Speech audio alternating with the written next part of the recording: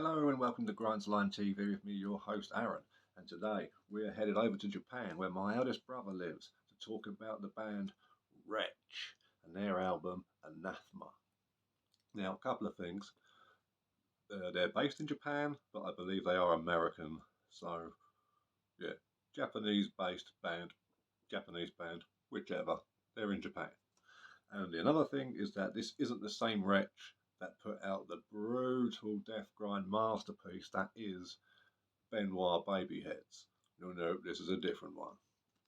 This is more, think blackened Deathrash. So without putting a definite label on it, and without choosing a particular band, just imagine a blender, and in there you've thrown Archgoat, Obsessed by Cruelty era, Sodom, Or Noir,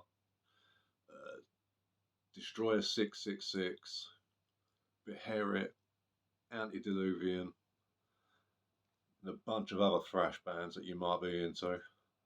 And like the vocals as well, both members you got there, both do vocals. So you got the drummer and vocals, strings and vocals. One's got very sort of, your traditional black metal battery style vocals, and the other one does more death growls. Think like a Realm of Chaos, you're a bolt thrower, an early vocalist. So very gruff, but there's a lot of melody here, but not where it's overly melodic. It's not like, because it's, don't get me wrong, this is very very heavy, but it's not heavy melodic like Belphegor or someone like that. This is melodic more in the way of, in some ways, like necroticism era Carcass. It's particularly on the song Suffering. I believe that's what the track 2 was called. Yeah, and like that, really, you can hear that and be like, oh, yeah, sounds like some Carcass influence going on there for sure. Now, lyrics are pretty much your standard, decline of humanity and, just general misanthropia, if you would. A lot of social commentary going on here. So, not my bag when it comes to lyrics, but they're not bad lyrics by any means. In fact, the lyrics don't even come with the booklet, they come with this separate thing. Check this out. So you've got this mini poster. Oh yeah, looks pretty cool. Very sort of Japanese style, as you can see. It's got a bit of Western influence in there as well. It's a mix of the two. You see, you got that kind of, but down here, got a man who's bound. Really cool. And on the back is where the lyrics are. And you've got a really cool picture of an Anathema there. Look at that. Ooh, must be the most uncomfortable knife to hold ever. But I'm not a knife designer, so I leave that for bigger boys who know what they're doing and talking about. But the booklet is very, very standard. Opens up, there's your typical 2-pager. But then on the inside, you've got this really cool bit of artwork there. And the dude's holding the same thing that we saw on the lyric sheet. So that's kind of cool. I really liked that. And they use the same artist throughout. So he's got his little, got his nice little pigeon there, look. Oh yeah. And on the CD, which is the man who's bound. There he is. In all his glory. Looking a bit airy. But maybe his dad was a hedgehog. I don't know the man's history. Now, this is a very heavy album straight from the outset. I mean, you've got a little bit of a ambient intro going on, but when it kicks in hard. Then this is utilizes the HM2 pedal as well, but not to the point where it sounds completely Swedish. It's got a bit of a deteriorate kind of sound, where one side's a metal zone, the other side's a HM2, or maybe not those pedals specifically, but that kind of style, that kind of thing going on. So really rough sounding. The production's actually pretty decent, so you can hear every note being played. Lyrics are enunciated quite nicely. Some personally, I think there are some timing issues with some of the lyrics, but that doesn't happen too often. So every now and then it's like, oh, that could have been a bit tidier, or I'd have done that different, but it's not my art. So if that's how they want to do it, who am I to tell them how to do it otherwise? You know, I just want to show you that again, because I do think that's particularly cool. I do like that kind of evil style, you know. All the tracks on here are really good.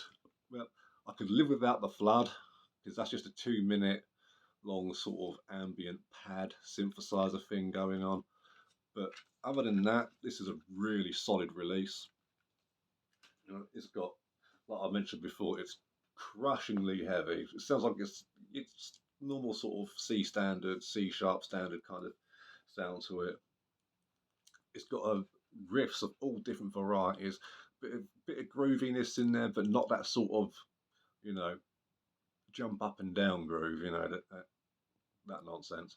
No, this is more sort of to the point where they're nice catchy riffs. There's some nice like little hooks to it, and the songs, none of them outstay their welcome. They're all as long as they need to be. You know, Enslaved Again is the closing track, which is easily the longest song on there. I think it's just shy of 7 minutes. But for the rest of them, they sort of just vary from 2.5 minutes to like 4 minutes, you know, so your standard kind of lengths there. Standout track, I think, for me is probably Echo Chamber, the opening track, because when that comes in, it comes in. Alright, it's like a cat burglar. Alright, so you've got fucking, and Mass Homicide, that was a good one as well. But I just don't like those kinds of lyrics, you know, the sort of just, you know, but it is what it is. But no, whole album is definitely worth a spin. I haven't heard the EPs because this is all I own by Retch. I got this when it came out like 7 years ago or something. I think it was 2018 this came out. And what year are we in now? What, 25, yeah. So 7 years ago. Little steal on eBay I saw. If I remember rightly, it was like $8.99 or something. So I was like, I can have that, even if it's shit. But no, there you go. So Retch, Anathema. Very cool artwork there as well, that whole Japanese style. Yeah, actually, let's give the artist some credit. Tom Smith, which is the, I believe, yes, he's the drummer and vocalist. So, do their own artwork too. That's cool. So, very DIY, very punk rock. So, like I mentioned before, main bands that this are similar to, in my opinion. So yeah, definitely Archgoat vibes straight off the bat. Early Sodom, yeah, Bolt Thrower.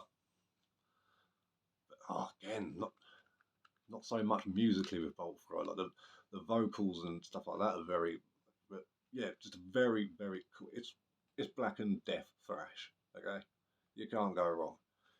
It's whack it on. You're bound to enjoy it, and if you don't, well, thankfully there's a load of other albums out there for you to listen to, isn't there? So, you know what to do. Have a good day. See you tomorrow. Keep it extreme.